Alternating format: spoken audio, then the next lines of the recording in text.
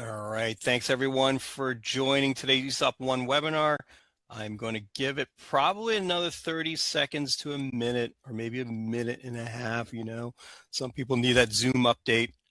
So just give it a second and we'll get going. And thank you for attending and coming here. You can be on, certainly I'll make sure I mute all. Let me do that now just to make sure. And Todd and Bill, just unmute yourselves. There's a reminder. So I'm going to mute everyone now just for safety, this in terms of we're talking and then somebody's picking up their phone, things like that. And we'll give it again another 30 seconds to a minute. But for all intents and purposes, this is our quarterly webinar that we like to conduct here at ESOP One. And I'm really excited to have, of course, a mixture of clients throughout the year coming in, sharing best practices, anything that they can share their wisdom on a number of topics. And then also, let me let some people in. I got to do that. Also a mixture of vendor partners that can come in, listen in to us, listening into them and their expertise. So looks like I still have some people coming in, so I'll give it another minute. We'll have time for Q&A, so certainly if you have any questions, you can either put it in the chat to make sure you get the question in there. I'll moderate and make sure I see that. And if you have some thoughts or feedback you'd like to share, absolutely, please hold that to the end. Okay, so I have 102. I think the room looks okay right now, so we're recording this also, so we'll have this sent out. All right, so let's get started. Well, thanks everyone again coming for a lunch and sort of learn virtually here with ESOP One. What I'll do first is I'll start introducing our panelists. Before I do that, ESOP One, we're excited again. Just our new version 4.0 is out there, so most of our clients here, you're starting to get information on that. We have several companies starting to use it, a lot more wealth management tools. It's exciting. I just got off, most of my days now are just booked with just reviewing the portal, the site, and all the new features. So keep an eye or an ear, a lookout for any of that information, because we definitely want to get you to start using it right away. Okay, so I want to introduce, first I want to introduce Todd Johnson. Let me start spotlighting him. Welcome, Todd. Thank you for coming here today. And go ahead and introduce yourself, both you as well as your role and, of course, your company. Sure. Thanks, Carlito, and thanks to the team at ESOP One for having me. As Carlito said, I'm Todd Johnson, principal at Strategic Talent Partners. We're a talent strategy firm out of the Minneapolis-St. Paul market, working with both ESOP and EOS companies on a national level. And when you think talent strategy firm, you're like, what does that mean, Todd? And I'll tell you. It's really kind of twofold. Strategic Talent Partners was born out of two executive search firms out of the Minneapolis market about 2 years ago. And executive search or recruitment firms traditionally get a bad rap for being pretty transactional, right? You put somebody in the seat, you kind of walk away on to the next search or the next opportunity. And with Strategic Talent Partners, we want to be different, specifically when it comes to the employee-owned space, in terms of building that culture and retention piece, and opportunity for succession. So beyond just search, which is certainly still a core service offering of Strategic Talent Partners, we've begun to expand into leadership development and succession planning at every level of the organization within small to medium-sized businesses that are looking to grow. And there's a several different programs that we run that relates to that, but it's really about, which we'll get into here today, maintaining that culture and putting people first before anything else. So super excited to share more alongside Bill here today. Excellent. Thanks, Todd. Appreciate that. All right. And let me bring into the spotlight Bill Duguay at EOS. Go ahead, Bill, yourself. Introduce yourself as well as your company. Perfect. Thanks, Carlito. I'd like to echo Todd. Thanks for ESOP One for bringing us in and doing these. I listen in not just for this one, but for all of them, and just a great resource. And I appreciate you doing that for the ESOP community. I'm in Central Maine. I work pretty much nationwide, and as an EOS implementer, EOS is the entrepreneurial operating system. What I'm doing is really, I think of it this way: make the business easier to run and to manage. Second is to make it a better experience for the people actually doing the work and for our customers and clients. And third is making sure we can execute in a way that creates long-term value for the organization and for employee owners. A little bit about me, my background. I grew up through the trades, starting with my dad sweeping floors and picking up nails, and worked my way all the way up as a civil engineer to leadership position, and really struggled with the difference between putting work in place, even if it was really large work, and running a business. And that's what got me involved with EOS, or excited about EOS, that it was a proven process, simple tools, stuff that you could just strip away the complexity and get to the bare bones of how do we be a great organization? How do we be great leaders? How do we create experiences and opportunities for our employee owners to thrive and to execute and have fun and to create long-term wealth for themselves and their families?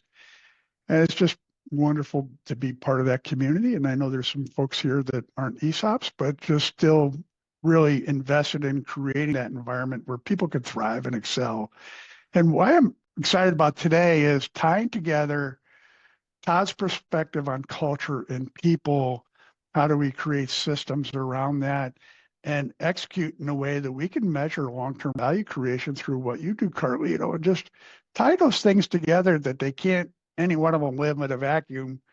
The more we can be deliberate about tying those things together, we can do amazing things. Excellent. Yeah, no, I appreciate that, Bill. No, it's wonderful to have you both here. One of the things that we do at ESOP One, and a lot of us know us from the conference circuit, or you maybe got my voicemail, my email out there. But what we do is we're very agnostic.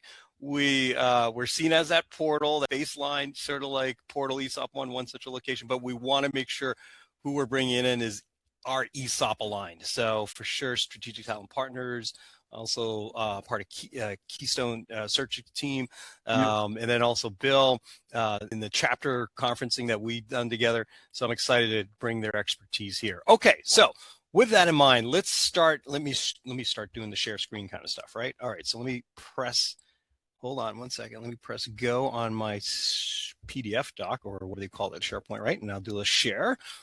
Okay, so there we go. It should be now viewable, right? There you go. Okay. So, not a lot of slides today. Okay. Not a lot of slides. It's more conversational, as I set up the room here. So, as you can see with the agenda, we already did the intro. Awesome. We're going to get a lot into the meat and potatoes to give you a lot of takeaways from these experts. Here's my information. You know me.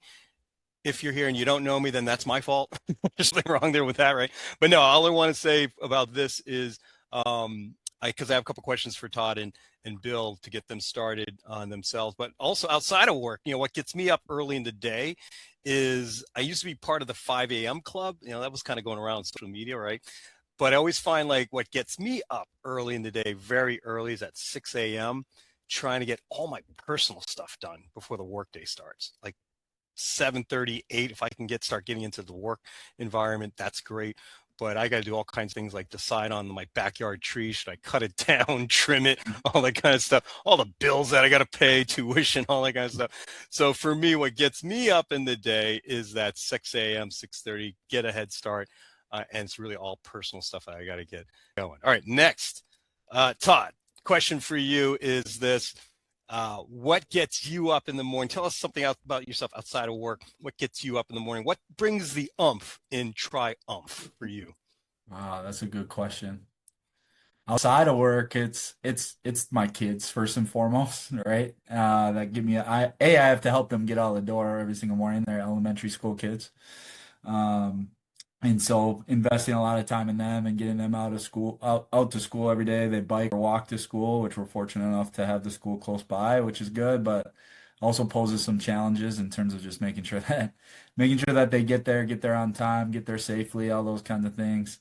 And so that's really what gets me out of bed. But real quick, like just from a professional standpoint, I was thinking about this. It's for me, it's about, being curious. And that's being curious both honestly in my personal and professional life. It's kind of what drove me into the people business to begin with, is I ask a Hmm. lot of questions about how things work, the complications of things, the decision-making process, and whether that's the auto mechanic that's working on my car, or in an interview setting. And so that curiosity is really what drove me into this business about a decade ago, and probably drive my family and my wife crazy at time to time in terms of just asking even a server a bunch of questions when we're sitting down at a restaurant. She's like, "Oh, let that person just go do their job." I'm like, "Oh, I want to know what motivates them. I want to know more about their personal lives." So, um,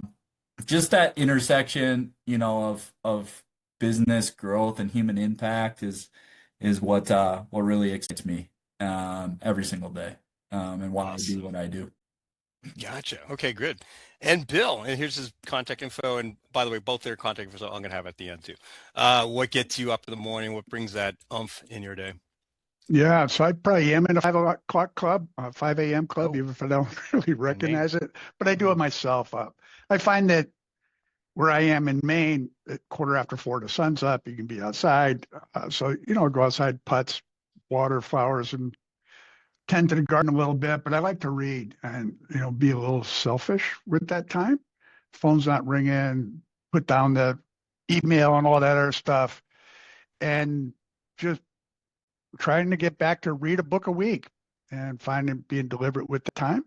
And I also self-reflect every day and journal a little bit. What went well yesterday? What could I have done better? Nice. How do I need to show up today for my family, for our daughter, and for my customers and clients? And just continuously reinvesting that energy to show up even stronger today, to be a resource, to be an advocate, to be the person that they need me to be as well. And it just that quiet time in the morning before getting into email and social media, which I try to stay away from, just really puts fuel in the tank for a day. Yeah, gotcha. Great. Yeah. No, listen, we're a people business, so ESOP aligned. I love how all of us are. It's really the passion about our people business. Okay, let's get into the meat and potatoes of this. I do have a question to start out with. When we think of valuation, it's not really going to start with, we're not going to talk about this, what was your valuation report, how did it do, blah, blah, blah. I actually want to pull the hood and get in the chassis of this whole topic of value. Bill, I like the concept that you described value leakage. That's where I first heard it. How do you want to start with value leakage? Give us value leakage. Give us the macro on that. Go ahead and start that. Yeah, super. Every business has financial documents or quarterly reports, cash flow statements, all that other stuff. But it's when I think about value leakage, it's how everyday activity impacts truly the value of the business, the value of relationships, the value of the customer client experience. And thinking about it more at the micro level, not necessarily the macro level that shows up in quarterly reports, or it might show up in other cost sheets that you develop every week, something like that. But really dive it into how do we show up, how do we execute, how do we interact as people, as an organization, and as teams in a way that truly drives value. And what I came to see working with my clients and recognize is things that we take for granted or might think that just have to be because they've always be are potentially sources of real value leakage. And value leakage could be different things. It could be from Todd's perspective, how do your top performers check out or not be engaged or quiet quit, this thing that we hear about, or do quit and go to work for your competition, or inefficiencies or something showing up in safety, quality, productivity, client retention that truly are in our control if we think of them as value leakage. It's the micro stuff, the everyday behavior stuff we take for granted, that if we just stop and ask ourselves, why does this condition exist? And stay curious, back to what you were saying earlier, we can understand what's going on around us at a whole different level and start to take control of that. Yeah, we'll get into, I love that. We'll get into sort of the weeds of that. I like what you said. It's every single day you got to think about, okay, what is leaking right now, right? And Todd, from a perspective, your role, can you add color to inefficiencies from a talent retention or talent acquisition view? Yeah, and I think within ESOP and EOS environments, it's kind of three spokes to the wheel, right? You think about skills and competence, you think about qualities of an ESOP employee, and you think about kind of your unique culture and values. And what Bill's talking about, just in terms of why does somebody get up out of bed and come into our organization and hold the role that they hold, and what are they motivated by? And I think it comes back to, and EOS is big on this as well as ESOP, transparency. Transparency around accountability, for one, right, in terms of what's expected of them, but also why are they there, right? What value are they driving to the organization in their particular role? And if that hasn't been defined, and if there isn't, I will say with the modern day workforce, the plan in terms of where they're going isn't defined. It could be like, yeah, today I know what's expected of me, but what about 12 months from now? Where am I going to be? What about 3 years from now? And so those things, I think, if those aren't clearly defined, you start to get demotivated individuals on the bus, right? And so you have to plug those gaps by really thinking ahead in terms of where the organization's going and what we need out of these seats. And that doesn't just mean at the C level or even the manager level. That's across every level of the organization, because then you have a really solid foundation of employee owners, from an ESOP perspective, or even in other businesses, employees that are bought into the goals of the company. And so we really try to help organizations when we're coming in think about not only what is the role or specific department look like today, but also what is it going to look like in the future? And how do we articulate that to both the existing employee base, but if there's a gap in skills and experience, how do we go find that skills and experience that's going to fit the organization? Yeah, wow, this is great. We're starting very macro, very high level, especially with labor systems, and then also people systems. I guess people will review. Bill, can we get a little more granular here as far as you want to get? Businesses, how do they fail at it in the margins, in the daily workplace? They fail miserably at it, and it's right in Yeah, front of them. And it's unfortunate. And when I think about ESOP or even a privately held firm, many of them are going through their share price reveal right now. Yep. And many of them are excited. Many of them are, what happened? And I'm always thinking, what could it be if we address these types of leakages that we acknowledge are in all of our businesses? Todd, I'd like to dive into something you shared, and just to give a reframe how I think about this. When you mentioned transparency around role clarity and all these other things, for me, that's a wonderful concept. Absolutely got to have it. The hard part is many organizations, if we work on transparency, what are we giving insight to? Is it a dirty laundry? Is it a dumpster fire? Are we as a leadership team and truly on the same page with where we're going, how we're going to get there, what it's going to look like 90 days from now, a year from now, 3 years from now, 10 years from now? And the transparency is giving insight to the people of the organization. It's great to have a wonderful vision for the business, but if you can't surround yourself with great people and enable them to do great things, it's just going to be less than it should be or could be. I feel that's the first steps, is get absolutely clear on the same page where we're going, how we're going to get there, what's it going to look like in those 3 stages. And then transparency comes in on engaging everybody in the organization, top to bottom. You talked about getting them in the right seats. People fit our culture and get them into that seat where they can execute and thrive again and again. And that's where transparency really drives everybody to row in the same direction. If we can see it and feel it, decisions are aligned around it, support systems are aligned around that, we're given feedback that aligns around that, or incentivized around that, we truly get to the feeling as a person that I'm on a team. I know where I'm going, how it matters to me and to the organization, and we can bring our best self to work each and every day. And without that transparency and clarity, like, we don't know because we can't see. There's a veil in front of us of how I fit in. I think that's a key driver of engagement, near term, long term, is having Yeah. that clarity, that transparency that you mentioned, Todd. Yep. And employees naturally, I mean, when you think about it, right? We're all human by nature. They're gonna Mm-hmm. think like, what's in this for me, right? Mm-hmm. First, typically.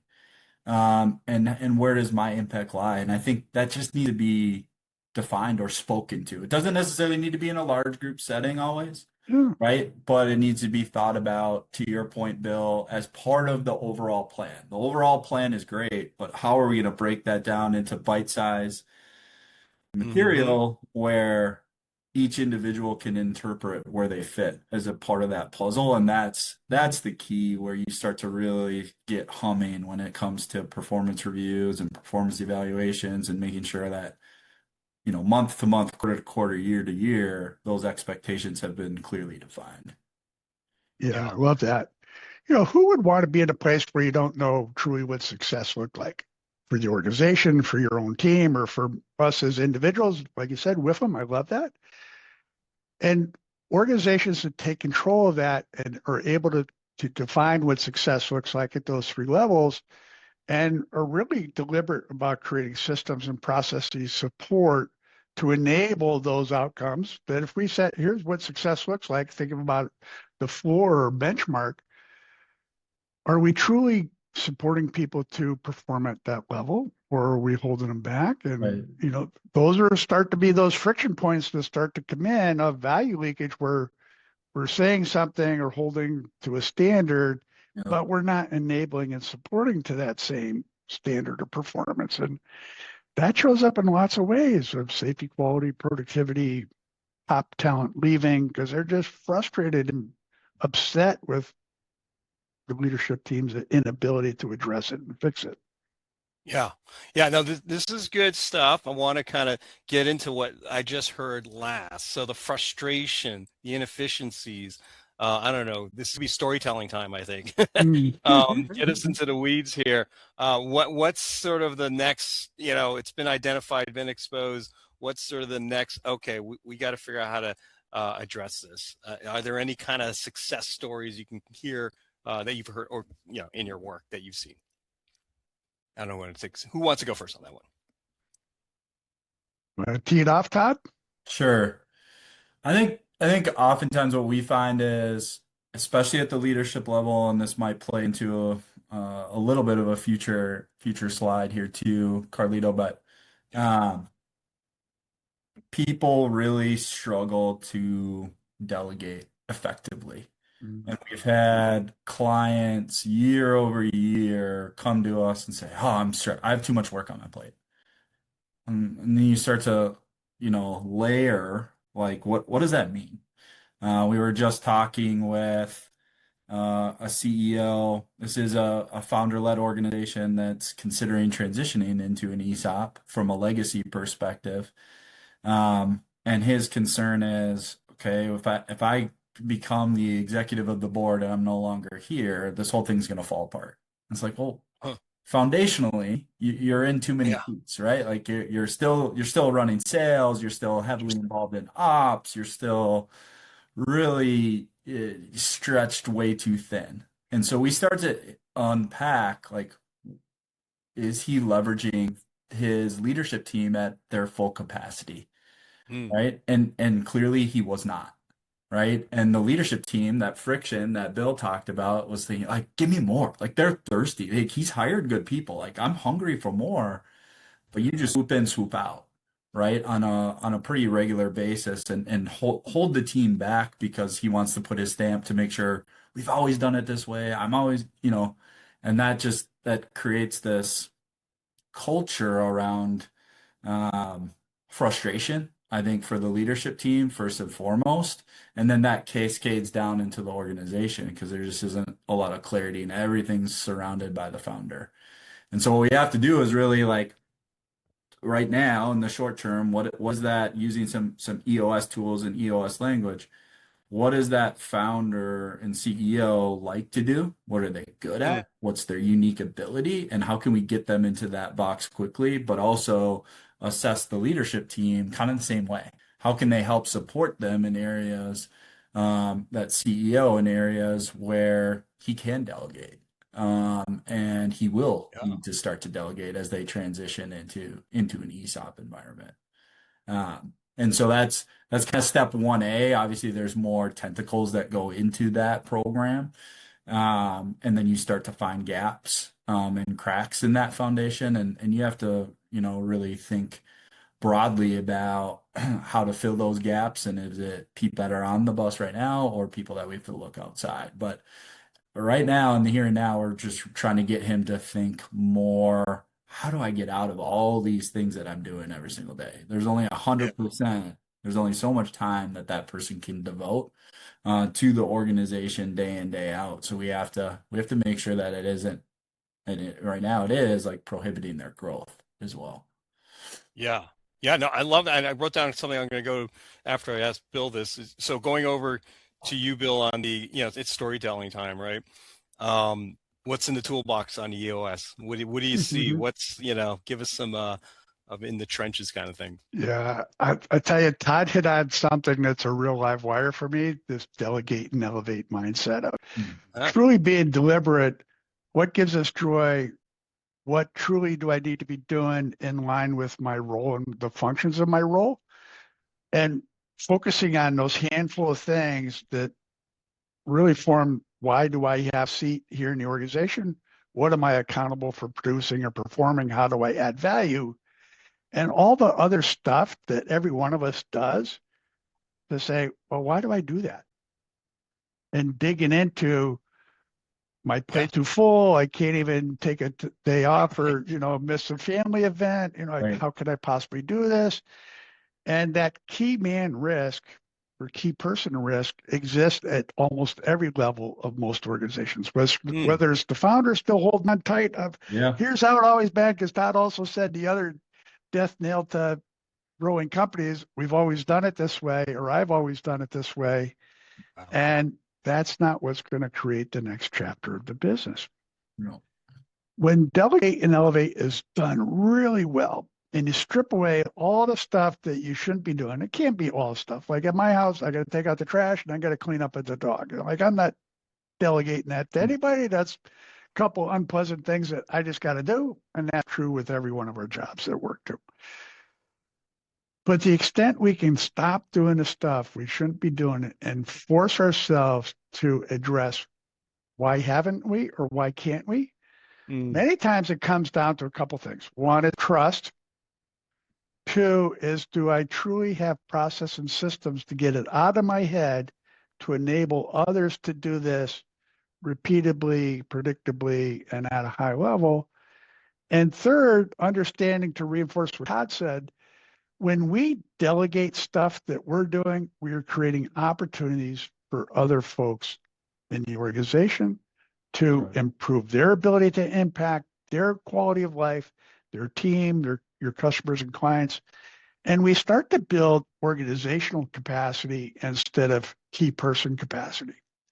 As mm, an ESOP, as a privately held organization, like, this is mission critical for us to not have that kind of skill set, capability, ability, whatever that is, to live in just a couple people, that every time I hear I'm too busy, I get yeah. that. Let's dig into, why is that? Mhm. And what can we start to undo to really allow you to focus on how do you drive value for the organization, the handful of things you really got to be doing, and address all this other stuff. So if you're a key person in the organization, I'm going to throw out with burden and benefits and blah, blah, blah, you're, I'm going to say $50 an hour asset to the organization. I'm going to say, well, why are you doing $18 an hour stuff for the organization? Because you're costing 50 and you're spending 18. So, and you underperformed what 50 was, and you probably stunk at the 18. It's self-reinforcing. Like, you got to stop it. Yeah. We just got to figure out how to quit doing stuff that isn't in line with your role and how you drive value of the organization. I love that, Tom. That's pretty good. Yeah. Yeah, let me say, I got to tell you, it's always great to hear from you, Tom. But the comment does apply at the, right there, right? It is very much something, and you guys can look at it in the chat. This thing about leader orbit, right? That orbit out there, and then it can cascade down to every employee owner because they are an owner in a sense, right? The mindset, the employee owner mindset, right? So one of the things I like about this conversation, and this is a piece that was at the last conference at DC, and maybe we shift to it now, and then put a feather in there if you need me to go back to something. But her name was Kathy. I can't remember her last name, Bill, but Kathy came up, keynote speaker.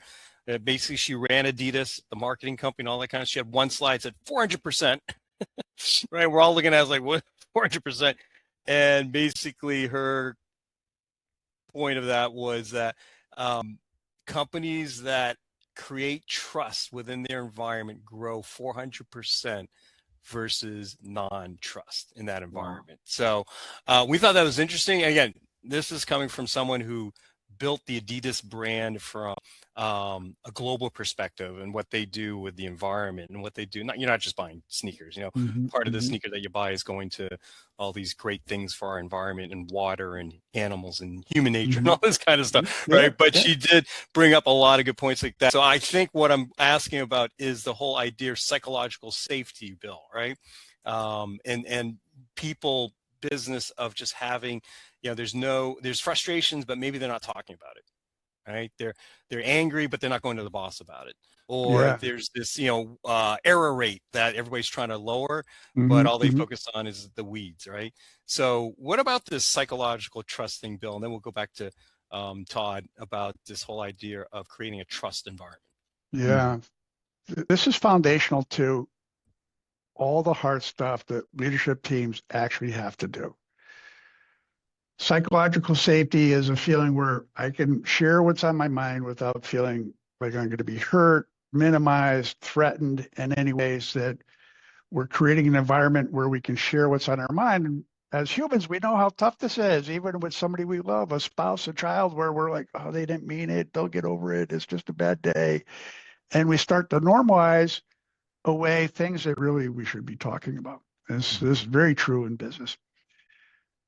I'm a big fan of Patrick Lencioni and his book, The Five Dysfunctions of the Team, and it's built on this pyramid that is based on trust. And what Lencioni says, trust is two different things. One is conditional trust that, Carlito, if you and I interact every day, we kind of figure out our boundaries of what's okay to talk about, what's not okay to talk about. So you don't want me talking about the Celtics, you'd rather talk about the New Jersey team. And okay, so we set those boundaries. And we know that outside those boundaries are just off limits. We just don't do it. We feel they're trigger points. What Lencioni talks about is vulnerability-based trust, where we can strip away that veneer, that surface level trust, and truly create a condition where I can be open to different points of view without triggering myself or you, that I can stay quiet and listen and put my own needs aside for a moment to truly listen, to understand. Before many of us, is I'm only listening for a break in a conversation so I can come back with how smart I am and change that.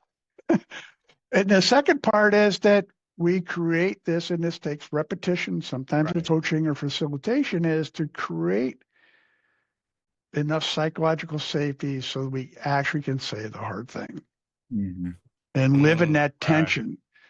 So there's a book Radical Candor out there, and she talks about clarity is kindness. On how do we strip away the ego, the emotion, the anxiety that comes around or comes with so often having difficult conversations. And there's ways to do it. It's not easy, but they can be learned, they can be reaffirmed, they can be reinforced, and most importantly, they can be demonstrated with others. So leaders have to learn this first to be able to demonstrate these with others and improve their own psychological safety, their own vulnerability of taking in and respecting different points of view, different filters of what's going on, what's being felt, and do it without the ego, the emotion, the anxiety, the threat. It's hard to go tell your boss that they don't got clothes on, the old emperor thing. And so that's a fable that is exactly this. There was no psychological safety to go tell the emperor didn't have any clothes on.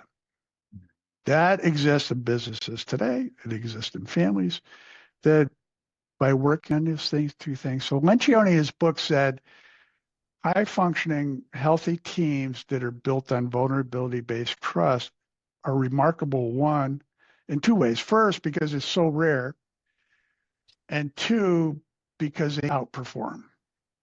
Because they're willing to tackle anything that's going on between people as teams and as an organization around aligned, clear goals that we got to be better tomorrow than we were today. And an ESOP is to protect and grow the future wealth of the employee owners. It shows up in the bottom line. Yep. It shows up in the bottom line. And I feel, Todd, that you have more insight to me. It shows up in how people show up.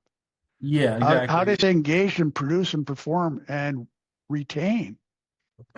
That's right. And I think it's across the organization, like you were saying, in terms of the leadership level, it has to start with the top and continue to cascade down into the organization. But the best organizations that we work with, like, really hone in on qualities of individuals as they come into the business or develop these qualities over time, right? With individuals that exist within the business. And it's that low ego, high esteem, right? So being somewhat comfortable in your own skin to be able to sit back and listen. Active listening is something that we look for when we're doing a search.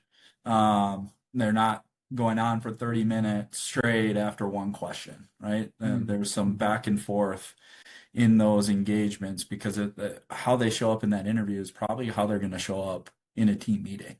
Yeah. And that consistent communication, ability to develop and provide feedback to others. But one of the key things, still at the end of the day, the collaborative nature of an ESOP, the collaborative nature of even EOS companies is super important because of the transparency that everybody wants to say they have. But it's at the end of the day, at the leadership level, some of the decision making that needs to happen still, right? An ability to collectively take all that information in and make appropriate decisions on behalf of the employee owners. And there's some key trigger points in terms of how that takes place, right?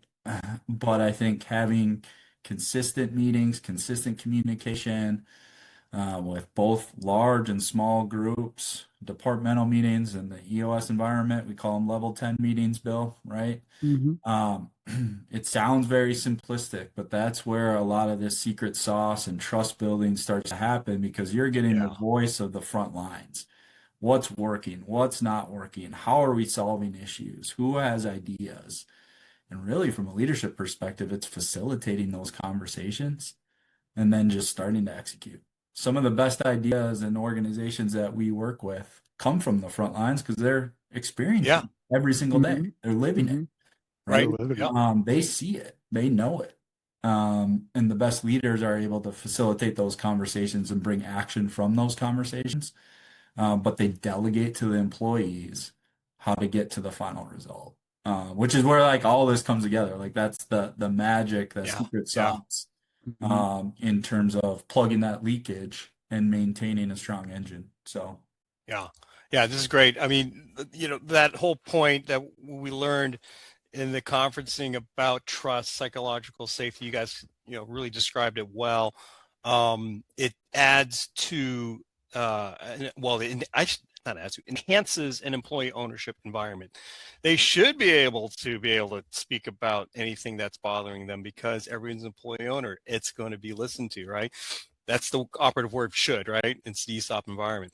I have a slide up here that says ESOP measurements, P&L, safety, quality, productivity, and how well we attract and retain the talent the organization needs to grow and thrive.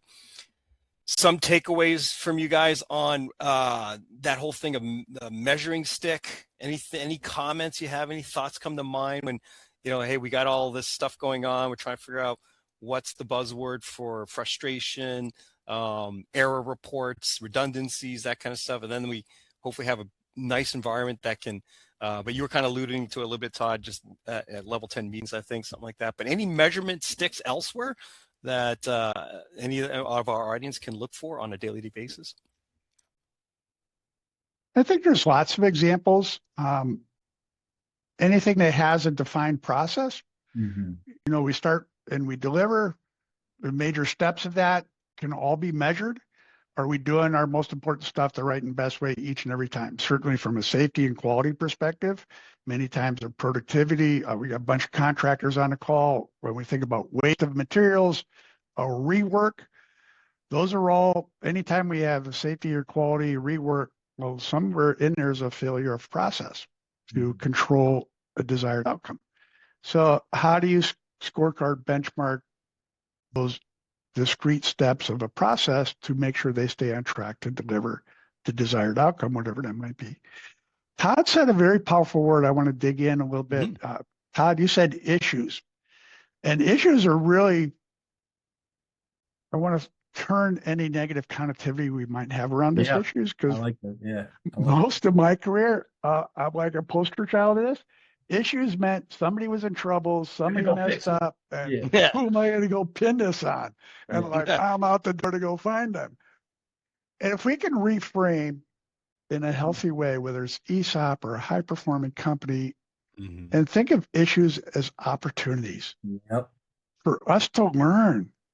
How do we improve our performance, my team's performance, how we as an organization execute, deliver, and delight? And think of those as just gifts instead of frustrations, as here's something that for some ways we can actually be better if we simply dig in and understand it. How many times are issues the result of workarounds? I call them workarounds. Something came up and we as leaders or supervisors say, I don't got time right now, just figure it out, work it around, get back to it. And we avoid actually digging in and solving whatever the root issue is so it doesn't ever pop up again. So that leads to what Todd said, frustration, anxiety, and also leads to training our people around us. Don't go to the boss because they're too busy to actually help me figure out what's going on here and solve it. And many times it might be theirs to actually own the solve. That's true. Yeah. And so we train our people not to come with us because we're so busy. Just figure it out, work it around. Why don't you know that? And this downward language instead. And then they make a decision, and then they're frustrated with the decision. Right? Yeah, then they're like in twice as much trouble. Yep. And so it's like a self-reinforcing in a bad way system we create. Yeah. Kind of going off of that, Bill, too. Like, I think you're right on. I love the turning the word issues into opportunities, because it is opportunity. It's opportunity to identify where with all of this, whether it's a P&L issue, a safety issue, a quality issue, where can we continue to improve? We hear buzzword continuous improvement, right? Yeah. But it's the reality of it, right? How do we become more efficient? How do we become better? How do we continue to strengthen our bench? And I think if we're always looking for opportunities to do so, we're gonna do those things. We're gonna accomplish those goals. We're gonna accomplish that business plan. But if those things get swept under the rug and don't get addressed on a regular basis, they're just gonna manifest. There are going to be more and more issues. Then it's going to come back to the people, and we're going to have high turnover, low productivity. Yeah. Right? But if we have real, honest, healthy conversations and invest in the development of our people to make the right decisions, we're going to see beautiful things, and we're going to see that business plan come to life. And I think it ties to the KPIs and metrics and a scorecard that you review on a regular basis for the business, but also the performance management and the development of the people on an individual level are critically important in that. Yeah, I love that. Yeah, thanks. And then Tom, thanks again to also for a comment there. As an ESOP, we moved from SWOT to using SOAR as we have our teams planned for the upcoming year and developing rocks. We'll see how it goes 26. So far, so good. So this is great. I love this. Tom, thank you. What we will do now is make sure we get to a Q&A. It's, we'll summarize in a second. But I want to, I'll just move the slide for purposes of I got to do something, right? I'll move the slide to summary Q&A here. So Q&A is really what it is, and we love doing this in conferencing too. Is not a forum necessarily, but if you do have some questions specifically right now, great time for us to shift into it for Todd and Bill specifically. Or if you want to share best practice too that you heard that resonated with you, like Tom just did, this is a great time to tap on the expertise of these two. So anybody would like to ask a question, go ahead and unmute yourself. You should have that ability to do so and ask away. Can I ask Bill a quick question? Yeah, go ahead. Is it easy? I didn't really study. I don't know. When you talk about trust, right? What have you seen? Like, is it trust, the trust exercise that goes along with Lencioni's book of 5 dysfunctions of a team, or how have you worked with teams to really figure out their level of trust, right, with one another? Yeah. And then I love that. Kind of improve, like what's kind of your go-to there? Yeah. So great question. And this is worth leaning into, Carlito, for just a minute. Certainly the exercises in the book to introduce trust, to give each other real feedback, and a facilitator here is I feel real important to keep people engaged in the conversation, not worry about how do I do it and all this other stuff, to manage that energy and, quite frankly, the tension and anxiety that comes along with how do we create psychological safety, build trust in the organization. Here's another way, Todd, that it shows up that might be like, I never thought of that. When we think of issues as opportunities, what type of issues or opportunities actually get bubbled up?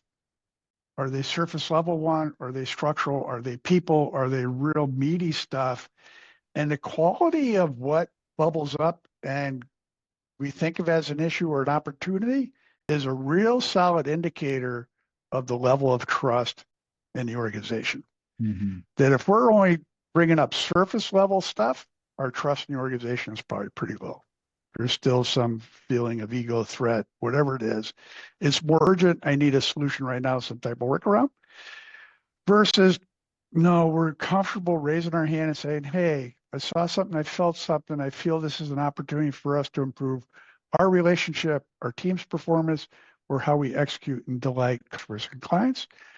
That there's ways to really be seeing how trusting of an organization are we on the quality of the stuff we're willing to tackle.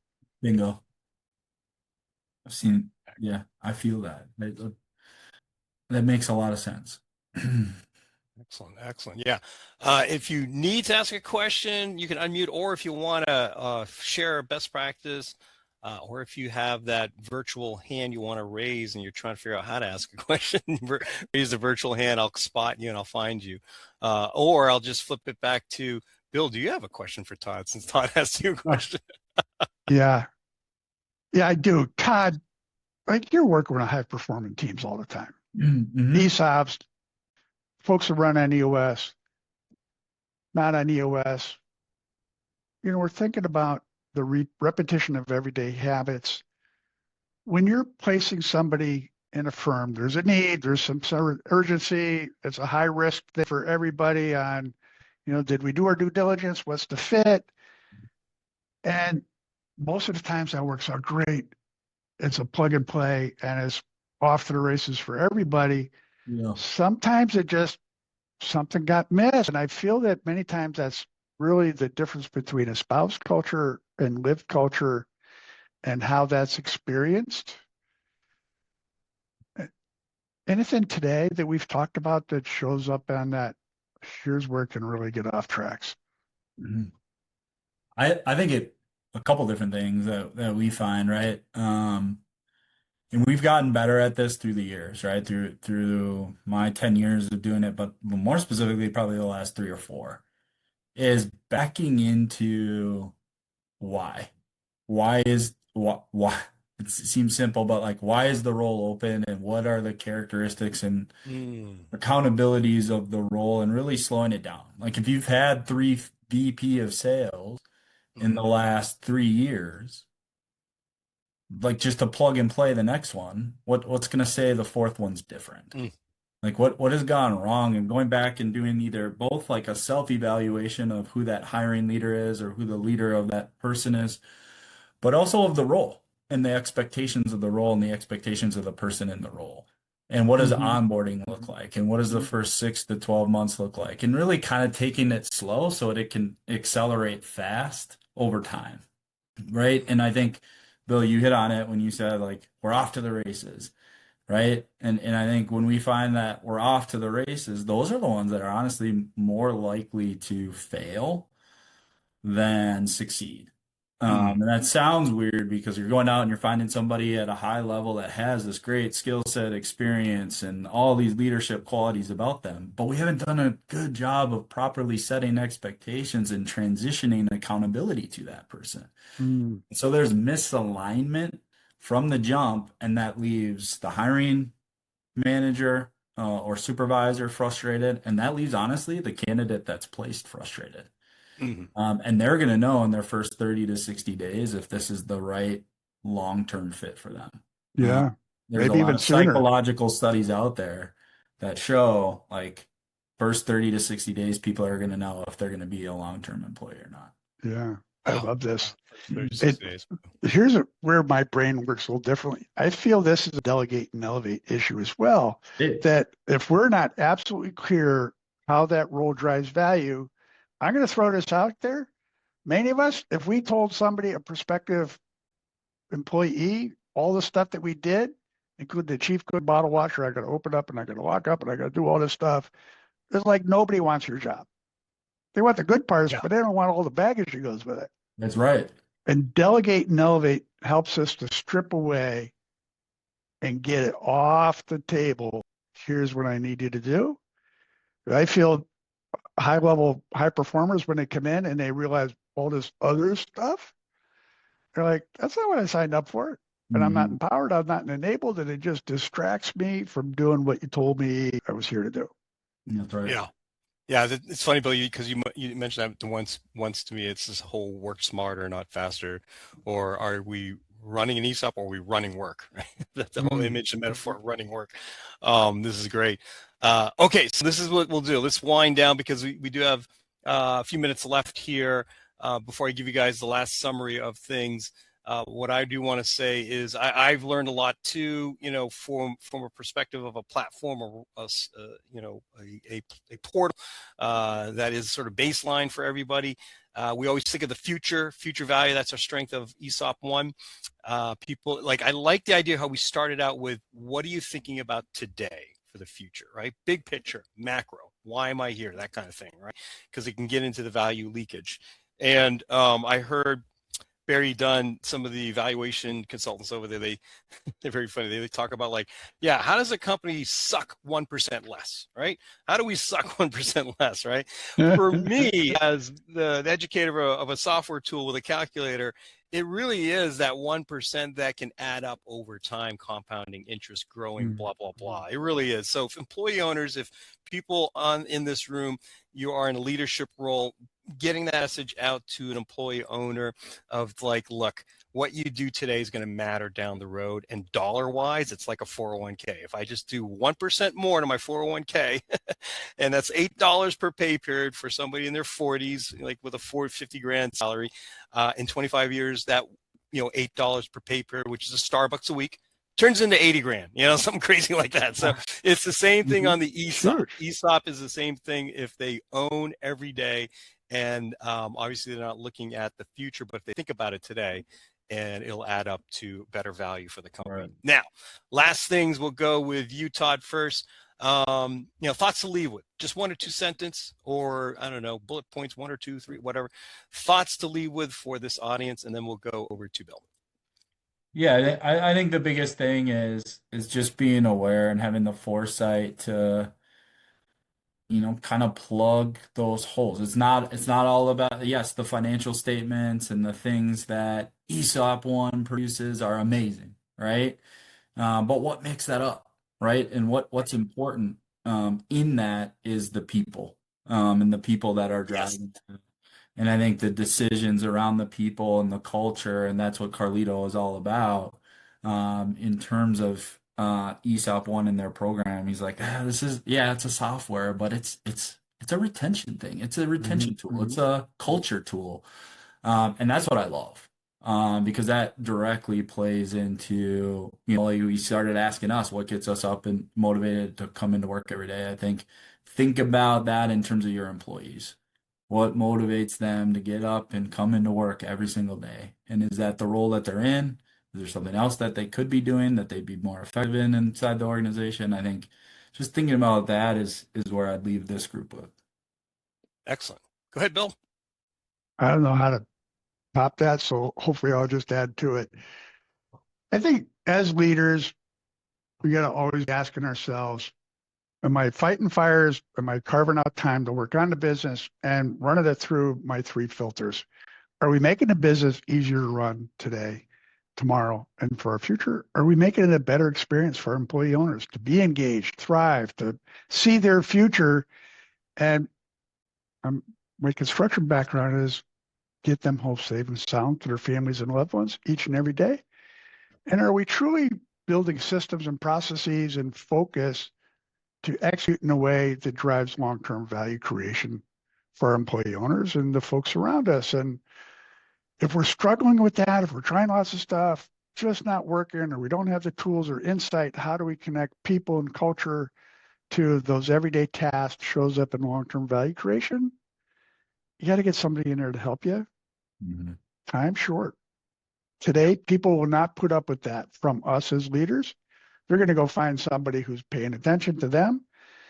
Todd's question, with them, that's a real deal. If we're not addressing with them front and center every day in today's talent pool, we are going to lose. Right. Be deliberate, do the work, and it'll show up through tools like yours, Carlito, that long-term value creation that, what I do today is going to compound over time, and it's going to significantly impact my family and my children and loved ones. Love it. This is great. And what I took away was delegate and elevate. I love that. It's just Right. over and over. And we need to, because they could work in my own household. That's for sure. I'm thinking about my kitchen sink. I'm always doing it. I got to delegate and elevate that one. There you go. There you go. All right. Well, listen, I think it's been wonderful. Let me stop. Okay. There's the information there. Just again, if everyone needs the contact information, any one of us, it's on that slide. But I will say this, I have been so glad to partner with vendors and professionals like we have here, Todd and Bill. I always love, my banking career a long time ago. I remember Jim Herbert is always known for, there are no businesses. There are only people, right? It really is, right? And especially with some of the technology coming out, artificial intelligence, like I said, there is no business. It's really people. It's about people. And I believe Jim Bonham said it right, is we are the solution. ESOPs are the solution to AI because we're people driven. All right. So I'll stop sharing now. And again, thank everyone for attending. Thank you for coming to our quarterly webinars. We really appreciate you taking a time out. I can give you 30 seconds back. And we're at 1:59. But really, thank you to Todd and thank you to Bill. We continue to collaborate together, work together. There's a long journey ahead of us in the ESOP community. We're glad to be a part of it. Please reach out to any one of us. The slide deck I'll send out to all the registrants. The slide deck will be sent out, and we look forward to staying in touch with you. Everyone, take care and have a great Memorial Day weekend. Sorry. Have a great weekend. Thanks, Carlito. Thanks, Carlito. Thanks, Todd. Yep. Thank you. Take care. Thanks for everybody who took time to be with us today. Thank you. Bye-bye.